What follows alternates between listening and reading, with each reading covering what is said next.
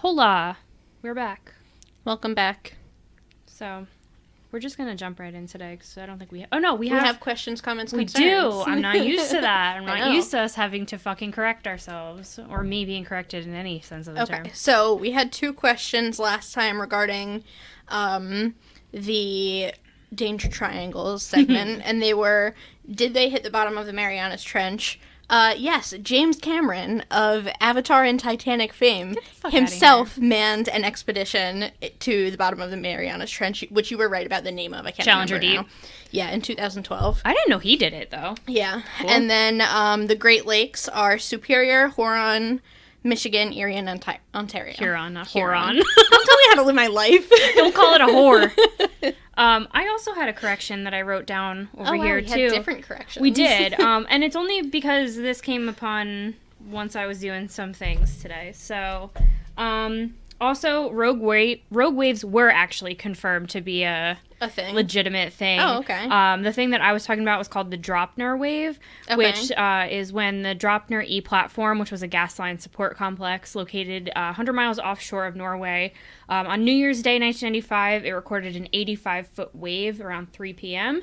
So that kind of confirmed everything for them. I did not know that. I thought that, like, throughout my research, it had said that, like, it's not really confirmed. And then this came up. So I was like, okay, so they know it's a legitimate thing. Huh. There was also one, I'm pretty sure, off the coast of, like, the East Coast, but I didn't look into that too much further. And then I did write down Lake Ontario, but you covered that. Yes. So, yeah, that, I think that covers that, right? Sums up our questions, comments, and concerns. Yes. So, you're first. Yes. Real quick, just support us. We're not going to go further than that. Just support us. Yeah, Okay, cool, keep listening, keep doing your things. Rate, review, subscribe, do all the fucking things. Oh, we got another rating on Apple. Yeah, on Apple. Oh, nice. We have 13 5-stars now. Yay! We're doing great. So, okay, you're up. Go ahead. All right, so I'm going to start you off with my sources, which are Wikipedia and zmescience.com. Mm-hmm. Going to tell you a little story. Okay, go ahead. Let's travel back to sometime pre-1941 Germany. Oh, boy. Cold and alone, a cat gives birth to a litter of kittens. It's a ragtag bunch of little things. They mewl and squeal helplessly as kittens are wont to do. The mother grooms, shelters, and feeds them like a good mommy cat does. She loves her little babies, but eventually, all kittens must leave the nest. No. We will be following the adventures of one such kitten today. Ooh. A tuxedo, because they're the best kind of feline. I agree. Whose name is originally unknown, but has been dubbed Oscar by history. What? This is so cute. I can't wait. Okay. I thought you were going to tell me, like, the story of the real Aristocats. I think there actually was real Aristocats, but that's another thing in and of itself. Go ahead, tell me. This is wholesome. So, this is the story of Unsinkable Sam. Aww. Wait, I thought his name was Oscar. It changes. Okay. So, our kitty, Oscar, boards the German battleship Bismarck on May 18th, 1941, with his unknown owner. The Bismarck is out on its very first mission of World War II. It's part of Operation Runubung. I'm definitely saying that wrong. It's okay. The goal of this mission is basically to block, like, Allied shipping to the UK. So basically, like, these German ships are supposed to stop us from shipping anything to the UK because that will cut off all of Western Europe from, like, resources. Okay. And in the mind of the German naval commander, that will, like, give Germany control of all of Western Europe. Okay. So, to make a long story short, basically things didn't really work out this way. Mm-hmm. The Bismarck was attacked on May 27th of the same year, so, like, just a week later, by the battleships Rodney and King George V. It was kind of, like, a drawn-out long sea battle, and in the end the Bismarck sunk. Out of its crew of about 21 to 2,200 men, just depending on the source I was looking at, only about 115 survived. And Oscar Sam? Oscar was on the ship. Okay. So later on, the crew of the HMS Cossack, a British destroyer, finds a kitty cat floating on a board among the wreckage of the Bismarck. Oh, no. And takes him aboard. He is then dubbed Oscar. This is the cutest thing. I'm gonna cry. I know. So his name, they name him Oscar because Oscar is, like, the letter O in the International Code of Signals. Yeah. And it also stands for, like, man overboard. So he's, like, a little overboard kitty cat. Meow. I know. This is so fucking cute. Sometimes it's spelled with a C, sometimes it's spelled with a K, because that's, like, the German spelling, and he was... Oscar. Yeah, and he was found on a German ship, so it's kind of fitting. Oscar served a few months aboard the HMS Cossack as a bit of a mascot. He, you know, did some nice catching, did some hanging out. I just love the idea of a bunch of, like, World War II soldiers just, all like... gruff and shit. Yeah, and they get just, excited like... every time Oscar wanders by. I just love it. On October 24th, 1941, the HMS Cossack was hit by a torpedo, launched from German submarine U-563. Most of the crew was transferred to the HMS Legion, and there was an attempt to tow the Cossack back to shore, but it was, like, failed. It kind of just sunk because it was taking on too much water. Yeah. The boat wound up sinking, and 139 crew members died. But what about Oscar? 3 days later, sweet little baby Oscar was found in the wreckage west of Gibraltar. Okay. After learning of his history, he was then dubbed Unsinkable Sam. Yeah, they just, like... He's so cute. I know, I just love that they... all these... The 2 ships have sunk now, and this cat's just like, hey, I'm over here. Pick me, come get me. I don't care if you have to rename me. I'm a good boy. So now he's Sam. He was then transferred to the HMS Ark Royal. And the Ark Royal had been instrumental in sinking the Bismarck, which is kind of ironic. So the first ship he was on was sunk by the third ship he's on. And he's just over here, like, doing his cat thing. He's like, I have no allegiance, just love me. Yeah, he literally doesn't. He was with the Germans first, and then he switched over to the Allies. Oh my god. It survived, like, many near misses on his time aboard. It was kind of coined as, like, a lucky ship, because, like, multiple torpedoes and stuff were sent its way, and it just narrowly missed him every time. It was even incorrectly reported as sunk by the Germans on several occasions. Oh, so it was it was pretty lucky. However, the HMS Ark Royal took a torpedo on November 14th, 1941. Again, there was an attempt to kind of, like, tow it back to Gibraltar, but it was futile and the ship took on too much water. All but one of the crew members of this ship were able to be rescued because it was, like, such a slow sinking that they were able to get everybody off. Oh. And they were actually rescued by the same ship that had picked up and rescued the second ship. It's all connected, man. I know. It's all connected. Sam was once more found floating among the wreckage. And he was described as angry but quite unharmed by the person who swooped him up. So, like, the very definition of a cat. Yeah, like, he was fine, but he was pissed. He's like, I keep going on these damn ships, and they keep sinking. I don't understand. He's like, I just want to fucking catch mice and sleep all day and have some fucking pets every once in a while. Yep. He's like, just when I get comfortable, the ship sinks. This marks the end of Sam's seafaring career because they were like, this cat has been through enough 3 shipwrecks, more than any other person. He was probably done too. I'm sure he was. If I was a cat, I'd be like, you know what? Land, please. Right?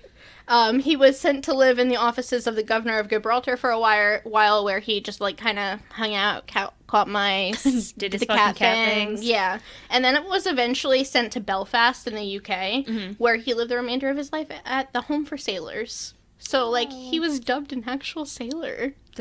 I'm just, like, picturing a fucking cat, right? He's so cute, too. I'll obviously post pictures to go with this episode. I'm just picturing a cat in a little fucking sailor's uniform. I know, hat. It's like, it's fucking precious, yeah. I know.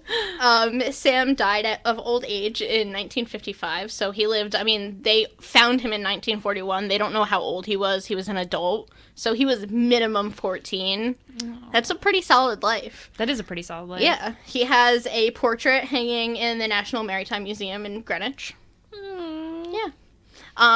There is some, like speculation about whether or not this is true because, like, it wasn't logged in certain books that, like, it could have been logged in if it were true. But I like to believe that it was. I believe it was true. Yeah, I feel like cats, that's totally something a cat would do. That's straight up cat shit right there. Like, first of all, what are you logging? Well, today I saw Sam Oscar. coughed up a hairball. Yeah. Like, nobody cares about your cat. Like, I mean, I do. I care too, but like... But, like, the captain's not writing it down. He's over there like, we're entering a war. Right. This is World War II, and he has nothing better to talk about than the cat on board. Doesn't seem like that would be me. But, like, yeah. So, I think they have more important things to log. And I'm also pretty sure that what they're logging is, like, weather Ship conditions. Stuff. Yeah, and I don't think they're, like, talking about the cat on board. No. So... I'd like to believe that he was actually on board of 3 sunk ships. I love that. It's fucking... It's the most cat thing. Amazing. I know. That makes me so happy. I know. And I love, like, humans need to, like, bond with little animals. I find it completely adorable. And he was just, like, giving it right back. He was like, all right, like, I'll live this life. He must have been very friendly if they're, like, willing to take him on board of 3 different ships. Yeah, I like, mean... He's not like my cats who are hiding when somebody comes over. Like, he must have been out and about. Probably, yeah. The fact that, like... I'm also really surprised at the fact that, like, he didn't get, like, eaten in the ocean, to be fair. Yeah, yeah. There's another story about, like, this expedition I'll probably talk about at a later date because I want to read the book on it. But it's, like, this expedition through the Antarctic, Shackleton. You might have heard of it. I have heard of it. I only know very little about it, though. So they had... One of the sailors brought his cat aboard that expedition, and they had a bunch of dogs because it was, like, in the Arctic, so they were kind of, like, using dog teams and stuff. And when things started to really, like, you know, shit really started hitting the fan, the captain, like, demanded that all of the animals on board be shot so they didn't get eaten by the crew or by other things.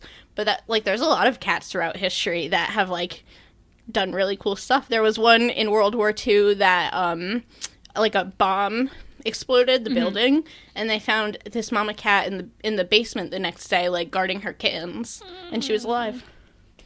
Yeah, cats. There's so many, like, cool cats that have done stuff. Yeah. They used cats to deliver messages in World War II. Just, like... I don't know how they did that. I don't know how they did that. They also did cats this, just like... do their own shit. They don't fucking... Yeah. They have no actual owner. You may have them in your house, but you are not their owner. No, the cat chooses you. Yeah. There was, like, this failed mission that they tried to use cats to spy. I think this was during the Cold War era. So they would, like, implant a chip in the cat's ear and, like, one at the base of its skull.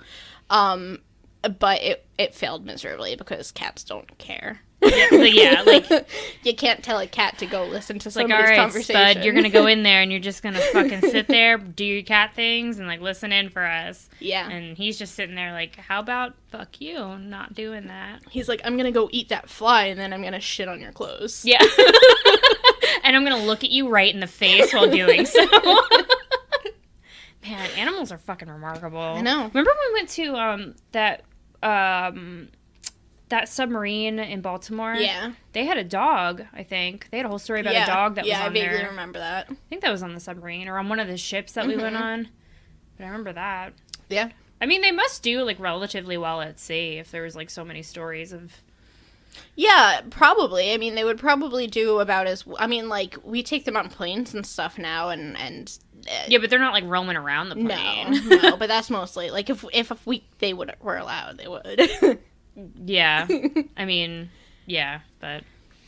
Yeah. Yeah, cats, the forever companions. Fucking love cats, man. Me too. It makes me so happy. I know. Alrighty. Well, enjoy a fucking usual ad by us. All right, Brookie. I hear you got a long one. I do have a long one. It's very, like, taboo. Ooh. Like, we're talking about some things today. Oh. So, I don't have a story to go with this, so we're just going to jump right into it. My sources are Ranker and Wikipedia. And today we're going to be talking about sex and sex work through the ages. Ooh, okay. Yeah. So, one article on on Ranker really, like, cracked me the fuck up, and I was like, I need to look into this more. So I went down a wormhole. Okay. So that's why this is, like, kind of long. So, obviously, sex has been occurring since, like, the dawn of time. Otherwise, we would not... It's literally the only reason we are where we are. Here. Yeah. So it kind of had its early well, like, sex work, at least, had its roots in early civilizations. They do say it is the oldest profession. I was going to say, it's described as the world's oldest profession. So we can find the earliest records of sex work among the Sumerians. Some temples served as brothels where there was, and I quote this, sacred prostitution. Huh. Yeah. Prostitution for the gods. Yeah. So rituals and rites were performed in the name of the goddess Ishtar, who was a Mesopotamian goddess of sex and fertility. They basically put women who worked in these temples in 3 categories.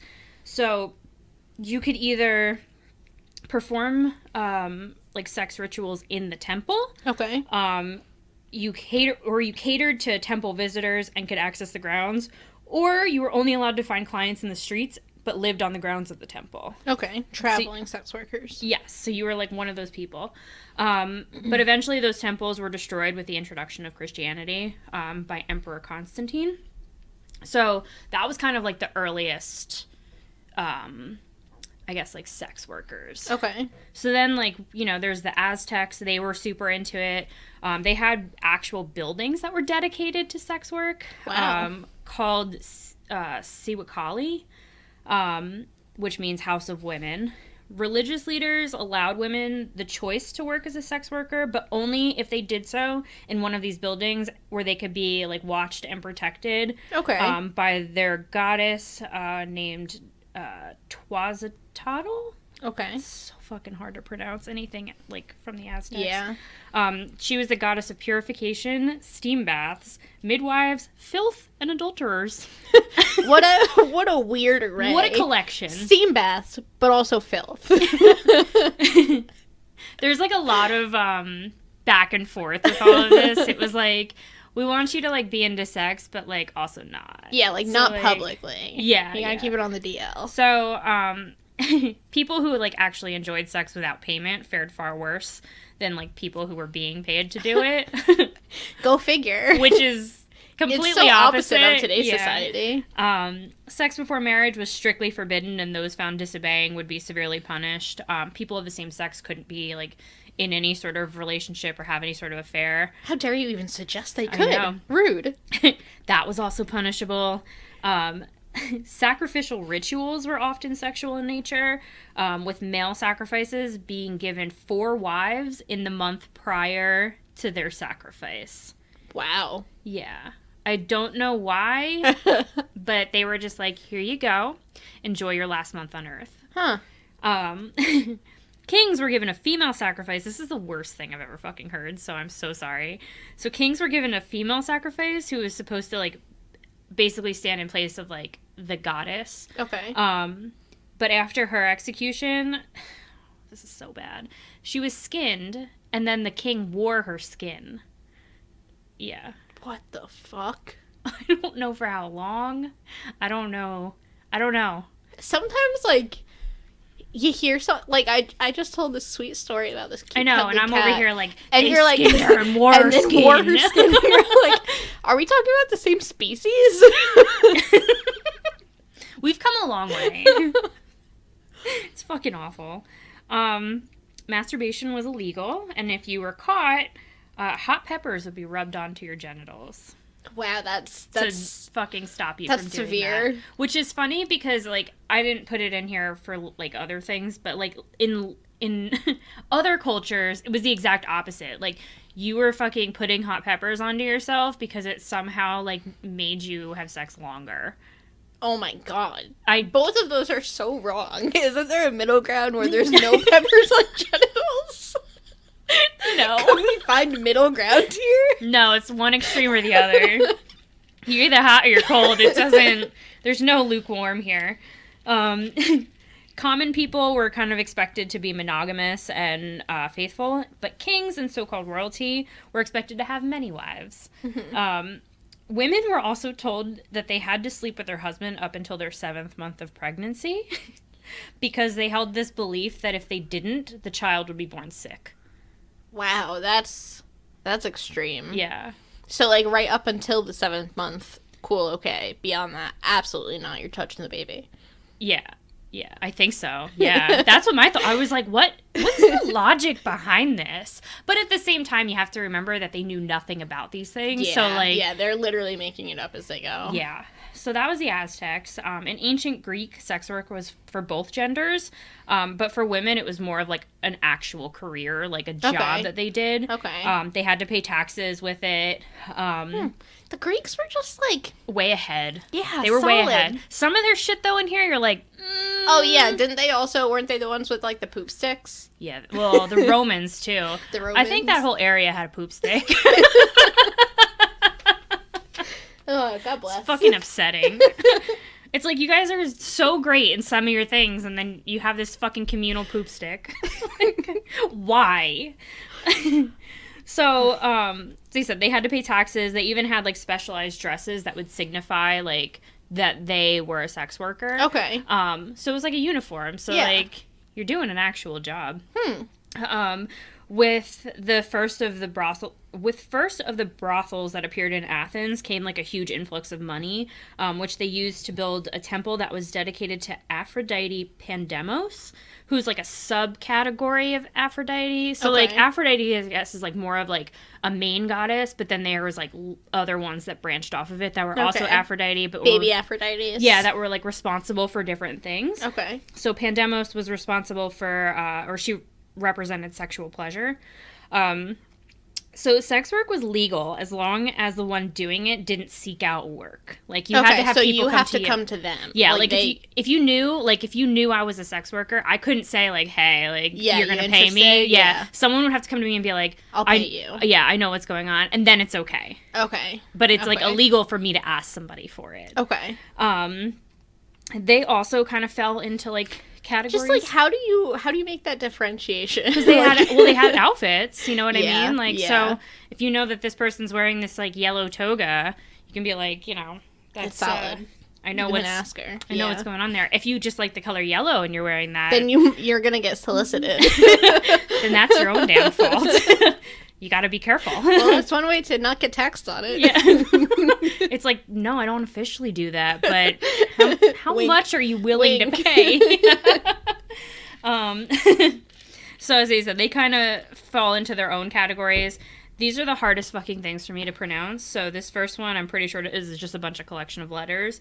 Sure. So I think it's called the Chamai Tapai. Sure. But they worked outdoors. Then you had the Peripatikis, who worked at home, but, like, they met their clients while out and about. Okay. Yeah. Okay. So, like, stay-at-home moms with a side gig. Yeah. Like, they could be, like, out in the street and someone approached them and they're like, we have to go back to my house. Okay. Like, and then you had the Gephrides, which worked by bridges, which I feel like is very specific. Very, very specific. Bridges only. Like, did you do it under the bridge? Over, like, what is was there a house next to the bridge? Like, what's the arrangement here? Why was bridges? that? Yeah. Why was the bridge a specific area that, like, needed to be categorized? People just, like, extra excited when they cross. They're like, fuck, yeah, you know what I'm feeling? I just survived a bridge. Yeah. So, sex in general seemed like there was like less rigidity to it. Like, you can kind of do whatever you wanted for the most part. So, same-sex relationships weren't outlawed. However, that doesn't actually go without issue. So, as long as you were doing... Well, this doesn't really apply to women, but, like, for men, as long as you were the penetrator... you were breaking fine. the law. Yeah, but if you were being penetrated, illegal.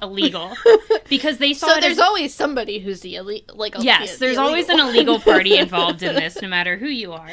Oh man, well, because, the things that we have decided. Well, because like if you were the dude being penetrated, it meant that you were like weak and submissive because they saw penetration as like dominance. Like a womanly. Yeah. So like if you're like just allowing that to happen, then like you're clearly illegal. Yeah.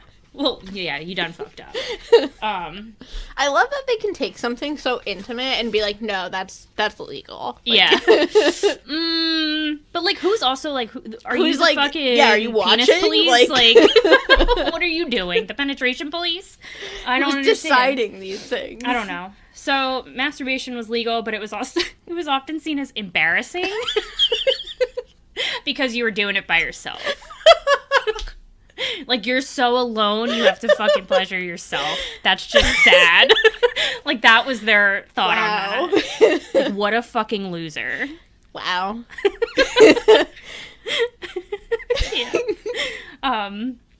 The Greeks also, this is awful, believed that rape was less offensive than seducing somebody who was already married.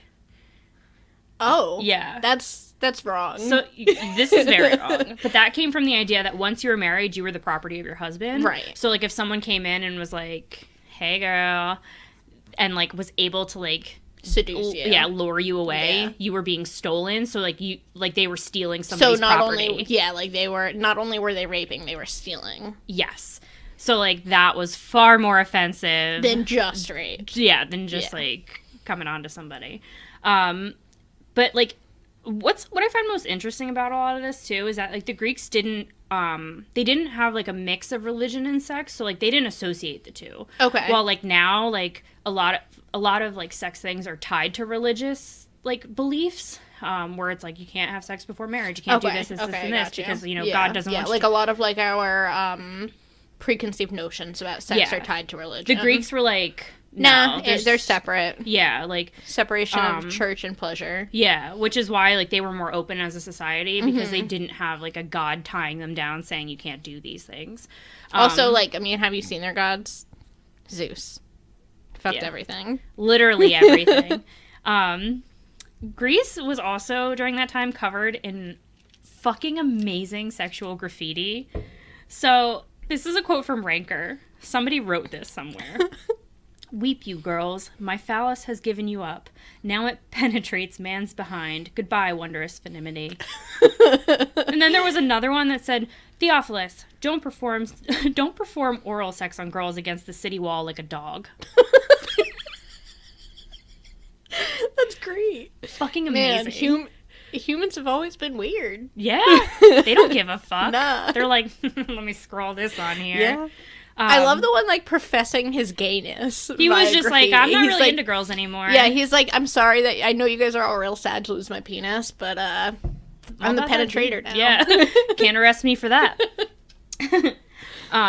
Lastly, with the Greeks, which I thought was super interesting, was that kissing was less accepted than sex was. Like, kisses were for, like, greeting your family members. They weren't for, like... sex or, like, your significant other, like, unless it was in private, but, like, in public, that was, like, super frowned upon. So interesting. Yeah. Now we have ancient Rome, which I think might be my favorite. So ancient Rome was basically the same as Greece for the most part. They stole a lot of shit from each other. Sex work was legal for whoever wanted to partake in it. Gender didn't matter. If you wanted to be a male sex worker, you go right ahead. As long as they demonstrated self-control and didn't do it too much. Like, you could do it, but, like, there was a limit. Not too often. Like, yeah, just, like, once a week. So, while it was accepted, the people who chose to engage in it were often looked down upon and seen as lower class. Virginity was considered next to godliness. So, like, if you were a virgin for, like, ever, you were, like, a god. Because, like, you had, like, the willpower of, like... a saint. A saint, yeah. If you were a registered sex worker, which was known as a meretrix, you were likely to procure higher class clients, and therefore you'd make more money. So it really didn't matter what people thought about you, but it also mattered because you literally had no fucking rights. So, but you were rich, so... Eventually, slavery became, like, super popular in that culture, and rather than, like, sex work being done because it was a choice, it became more of, like, a punishment, or to make others money. Pompeii, which is, like, my fucking favorite in all of this, had a very colorful history of sex work. This is the best part. So, currency in Rome was known as, an as. Okay. Plural, asses. So sex services cost between 2 and 16 asses. Yeah, I bet. Minimum, too. So they had a lot of graffiti, too. So according to Ranker, this is one of them. If any is sitting here, let him read this before anything. If he is someone who wants to fuck a tiki, he needs 16 asses. Like, yeah, Warner Brother. Let him know. If you want a TK, it's gonna cost you, bro. And like, they were allowed to like make their own prices for things. So like, if they thought they were worth 16 asses, you bet your damn ass they are. Yeah. So brothels were called cat houses, and they sometimes had their own currency called spintria. So, how effective is a currency that you can only use at one place, though? I mean, if they were really popular, like Pompeii, I think I read, had like over like 70 fucking brothels. Damn. Yeah, like they were fucking. If you were a woman, you were probably working in a brothel. Yeah. Well, I mean, it seems like they were making decent money, so. Fair. I guess not if you're using fucking... asses. Well, if you're using asses, because that's currency, but if you're using the other one, the spintria, not very much. But they had, like, a sex act on one side and then a Roman numeral on the other. So some thought that it, like, correlated to, like, how much that sex act would cost. Wow. But, like, they also aren't sure if it was used more as, like, a currency there, where it was, like, a cashless currency. Or like a token. As, like, a token, like, yeah. This is what I want. This is what I want. You know, here's your money. So it would be so cool to see one of those in person. It's fucking awesome. Yeah. The picture of it is, like, hilarious. But then there's, like, another theory that, like, they just did it to, like, piss off the emperor of the time. That's like, also more of, like, fair. A satirical thing. Like, oh, man. Fuck your currency Romans of asses. Were just, like, so on par with their, like, satirical society. Everything. They're so good. So, red doors often signaled, like, these houses. Mm-hmm. And street markers shaped like dicks directed you to the correct address. They're like, we're gonna do the most. You're not gonna miss this. Don't worry. That's Follow so the dick to the left, and it's gonna lead you right to where red you door. need to be. If I follow the dick to the red door, you're solid. So the most famous cat house was called the Lupinaire, which meant she-wolf den. So, like, sex workers at the time were called she-wolves. Like, that's what oh my God. the term was for them. That's amazing. It boasted an impressive 10 rooms, all with frescoes depicting different sex acts. It was theorized that these were actually displaying what the available services were. And then they also found that quite a few of these rooms were found to have inscriptions on the walls that talk about the number of, like, women that were, like... worked, like, that were bedded there, basically, like, in each room. Which I think is fucking hilarious. Sometimes men turn their homes into, like, what I call false cat houses. Okay. And it's like a pimp in his den. Basically, yeah. So then they, like, made their slaves pretend to be sex workers in order to satisfy their guests, which is, like, real shitty. That's fucked up. Mm-hmm. At least do it out of choice. Yeah, right? The raping of a free woman was legal, but a slave was okay. Oh my God. Yeah. This went from funny to not funny at all Well, now I'm finishing it off with a funny thing. So unlike the Greeks, the Romans loved the act of kissing, to the point where it became, like, a custom, like, to do it in public. They're also the reason why at weddings you, like, kiss each other in front of, like, a large group of people, because that's how their whole thing started. Like, there was like custom. a big audience, so it became, like, a tradition that you did that on your wedding day or, like, at your wedding ceremony, which is why we do it today. Interesting. I thought was cool. Yeah. So the ancient Egyptians seem to be, like, the most relaxed in regards to, like, sex. Okay. There's no record of sex work with them. Men and women could sleep with whoever they wanted, male or female, so long as they weren't already married or in a relationship. So as long as you both were single and the people, like, involved were single, it was fine. Cool. Monogamy was strongly encouraged unless you were a king. Egypt did have other issues, though. Well, like, I mean, yeah.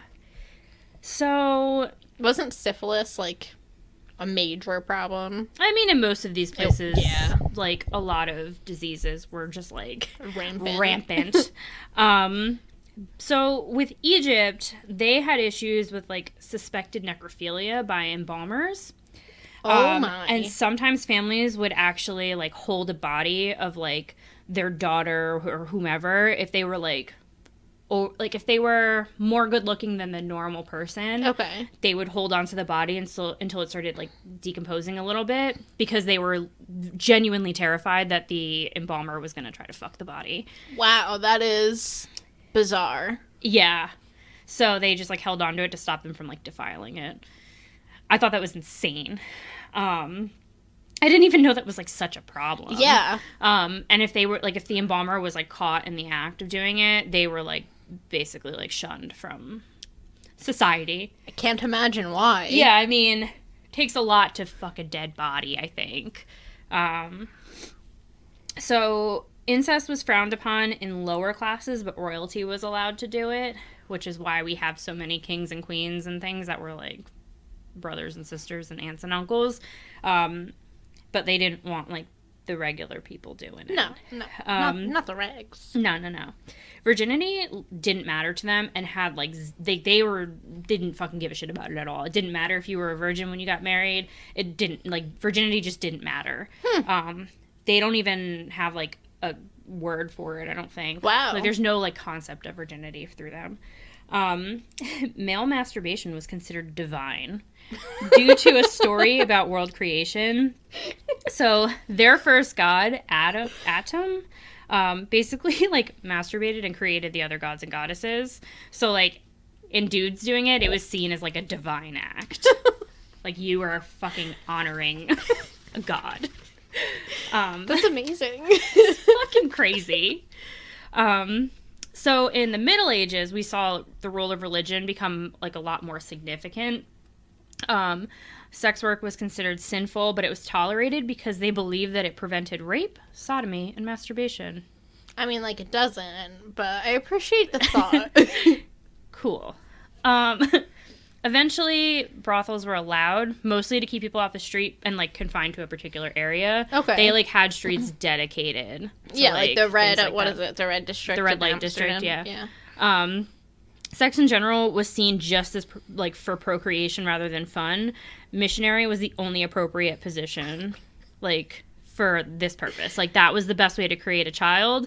They didn't want you, like, fooling around doing anything else because it took away from the purpose of creating another human being. Don't have too much fun with it. Like, you're in this Don't for have one any thing. fun with it. Yeah. Like, you have a job to do. Ugh. If a man couldn't perform, the church had to step in and investigate why they couldn't. Oh my and God. If they couldn't solve the issue, separation or divorce was considered, like, a viable option because, like, you're married for the purpose of having children. Yeah. So, like, if you can't create children and there's, like, he's the problem, bye. All right. So, and last on the medieval list, butt stuff was a no-go and was considered a very massive sin. Well, you're not creating a child that way. You're not, yeah. That's not for procreation.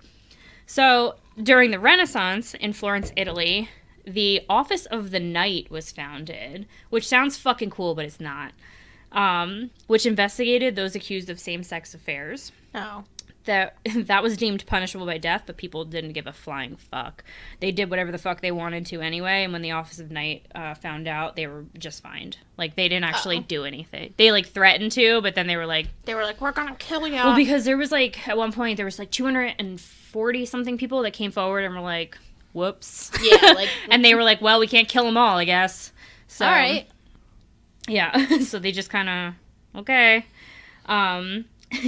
The printing press was also invented during this time, which led to very sexy literature being printed. Sex work was legalized to encourage repopulation after the population declined due to the plague. So, like, that was, like, a big thing. Okay. So, like, you could legally perform sex work if it was with the intent to create a child. Yes, basically. Which then, why? Yeah. Yeah. I don't understand. Nobody's getting into You're, it like, that. negating the whole purpose of this. Naked paintings and artwork became all the rage. This is why, like, during the Renaissance, we see, like, such a boom in, like... naked ladies. Yeah, because, like, that was, like... was the thing. That was the thing to draw. And actually, a lot of the paintings that I saw are, like, gorgeous. Mm-hmm. The artwork during that time is fucking insane. Contraception included carrying around the womb of a childless goat... or wearing weasel testicles. Hate both of those so much. Yeah, pretty much. Sex before marriage was outlawed by the Catholic Church. But there were people called courtesans, which were basically mistresses.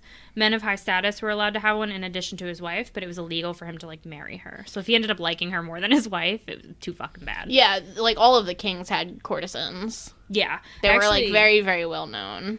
I had a sticky note somewhere around here.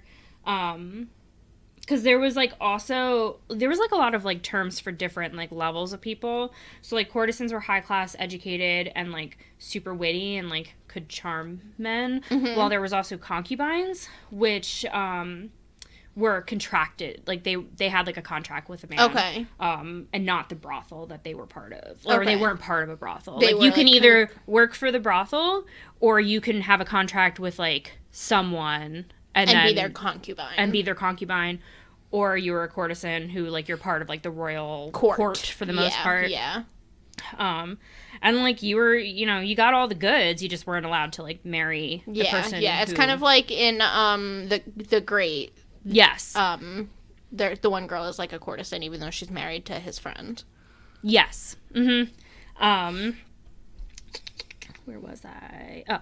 Venice also made it legal for women to run brothels, but not men, because they saw it as, like, women having, like, a business enterprise. Mm-hmm. So they wanted them to do that, and they thought that if men did it, they would get too distracted with, like, what was actually going on in the brothel to actually run a business. Huh, that's interesting. So they, like, let women do it. Huh. Yeah. So then after that, we go into the Age of Enlightenment, which was a little bit more... like, uptight about things, I feel like. Okay. Maybe not. I kind of feel like they were, though. So this brought about, like, the division of men and women. They were deemed exact opposites of each other. So, like, a man could be, like, strong and whatever, but, like, a woman is more, like, weak and fragile. Right. This is where, like, our ideas of femininity and masculinity come from. Female orgasms were the stuff of privilege. Like, you were privileged if you got to have one. Yeah, because it was believed that male semen was created, like, was the thing that created children. So, like, you didn't actually need, like, the woman to provide anything. You just needed a dude to, like the woman was basically just a vessel for it. So, yeah. If you got to have an orgasm while having sex, you were fine. Like, that's great. But most of the time, that's not how it went. Marriages actually during this time started to stem from love, not just, like, status and financial gain. Okay. So, like, the whole idea of, like, arranged marriages kind of started to, like, fall apart in a way. Because you were allowed to kind of just be with who you wanted to be with. Masturbation was considered sinful during this time because it basically wasted a man's fruitful seed. Oh, my God. Yeah. It's like, if you keep doing that, you're not going to be able to have children. And they, like, sent out pamphlets that basically said, like, this is a warning. We heard you've been doing it. You stop it. You keep touching your own salami, and guess what? You're gonna run out. You're gonna run out. And then you're not gonna be able to bear children, and no one's gonna want to be with you. So, it was also believed that during this time, more sex was happening than ever in history. Really? Yeah. How do you determine that? I feel like that should be a pretty static line. I don't know. I guess, like, in my opinion, though, like, there was probably a population boom prior to that. Oh, like, maybe, okay. Or there was more people on Earth. Like, you know, your population's getting bigger, so of course there's more people doing things like that. But at this time, too, I think they were still trying to, like, repopulate the Earth after the plague. Okay. So, like, so they it were like, was just like, guys, you gotta do it. Have as many fucking children as possible. So, extramarital affairs were common, but it was only socially acceptable in men. Women were not allowed to partake in that. Homosexuality posed an issue in regards to gender, so they basically created, like, a new gender to account for, like, gay men. They called it a sodomite, which basically what they thought was gay men were considered feminine in personality and, like, taste, but, like, masculine in their look. Okay. So they didn't know how to categorize that. Because they said, like, right now, like, they're thinking of it as, like, men and women. Right. So, like, where do you put someone like that? Right. Which, like, you don't need to categorize every fucking thing. You don't need to be anything you don't want to be. So, yeah, that's what their, like, in-between was, which I think is bullshit. The popularity of condoms also skyrocketed, but so did the price, so they were considered like a luxury good. Okay. Pamphlets were also produced at that time to serve as, like, guides to sex. So it told you, like, the best days to do it, the best times to do it, how often you should be doing it, foods that increase libido, and the best positions that you should be using. So we're out of the missionary phase. We can do whatever the fuck you want to as long as it produces a child. Yep. New sexual-related slang entered the vernacular. Testicles were deemed twiddlediddles. I shit you not. Why? Or gingham bobs. I'm so sorry. Don't be. That's so amazing. Larking was another term that was used to describe a particular sex act. I'm not going to tell you what it is. You have to look it up. You can tell me it off camera. Yeah. There was a very vivid, a drawing in a pamphlet. And I was like, at first I'm like, I don't know what's happening here. Like, everything looks kind of normal. And then I was like, oh, wait. No. All right, we will not be posting that photograph. We will not. You will have to look that up yourself. You can look up larking yourself, and you've all seen it. You all know what it is. You just didn't know this is what it was called. So then, as I said, sex work became more acceptable, actually, during this time, because it was being used as, like, an outlet for pent-up frustrations. And it was also thought to prevent men from engaging in same-sex acts. So unless she does it with him, he will do it with him. Yeah. Basically, yeah, that was the thought process behind this. And then we move into, like, the Victorian era. So that's, like, the last one I think I have on this list. The Victorian era is interesting because their attitudes towards sex became super reserved. Okay. Like, that was, like, something that was done in the privacy of your own home. There was, like, a lot of constrictions and, like, rules. You don't talk about it. You don't talk about it. Think about it. It's, like, you pretend like it's not even happening. Right. Sex work was somewhat legal because they thought it was a way to keep men faithful in marriage, which makes no fucking sense. Well, if you're paying for it, it's not cheating. I guess so. Pornography started to become more normalized because now, you know, we have the printing press, so that's been going on for a couple of years. Yeah. This is kind of also where you see, like, a lot of, like, boudoir, like, shoots, I guess, for things. Okay, like paintings. Yes. Okay. And so, like, this I thought was kind of cool. So sex workers, to the general population, were mostly frowned upon, but, like, to the people doing it, like, in that community, it was seen as, like, freedom from the patriarchy.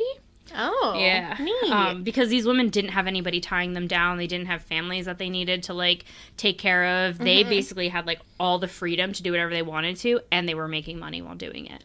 So, like, that was kind of, I think it was, like, secretly envied in a way. Okay, because, they did have all this freedom to do whatever the fuck they wanted to. So it's not necessarily that it was more reserved. It was just, like, a more intimate ordeal during this whole era. Like, I guess so. I think to, like, the general population, though, it was still one of those things that was like, we don't talk about that. Okay.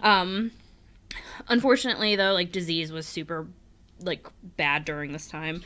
And it eventually became law that, like, a woman could be arrested for having an STD. Wow. They were, like, if you were, like, suspected of being, like, a sex worker, they could arrest you, and then, like, they would do, like, tests their and tests things. Were. Yeah. To Make see. it pee on some wheat. Probably, yeah. Devices were used to stop men. So masturbation was seen as a big no. So there was devices that were used to stop men from masturbating.